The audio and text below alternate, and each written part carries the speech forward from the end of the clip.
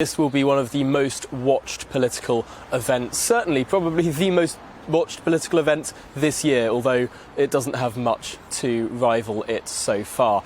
This was going to be, there was a lot of speculation that the Prime Minister may well make a statement before Prime Minister's questions, trying to ameliorate some of the sting in the questions that Sir Keir Starmer could pose to him. That now seems to be less likely to happen.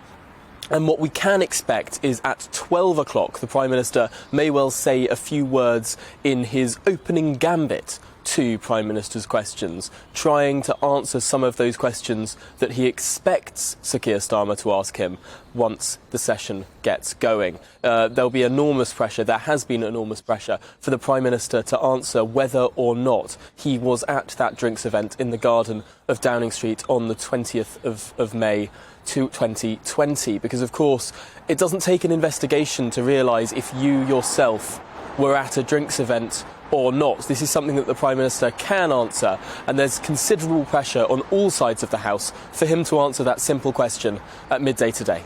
Yeah, but we just know what's going to happen, Tom. We know that he'll brazen it out. He'll say that he needs to wait for the results of the inquiry, and he'll want to distract, deflate and get on with something else. The big question is whether his own party will tolerate that. Of course, Sir Keir Starmer won't be having any of it. But what are his backbenchers saying about all this?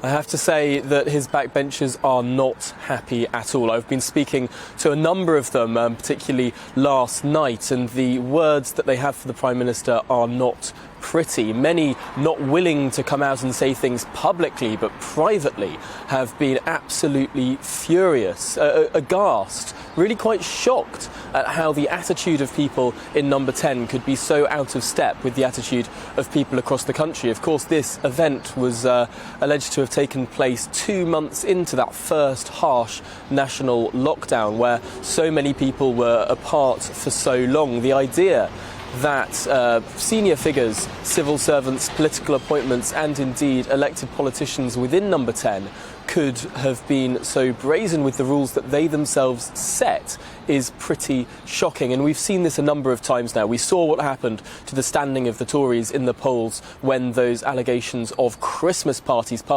that the Prime Minister did not attend, when those came to the fore. Well, with an event that the Prime Minister himself did attend, you can only imagine that the result in the polls, the political situation would be hairier still. Of course, we have seen now a number of these scandals take place, and every time the public ire seems to rise to a very considerable level.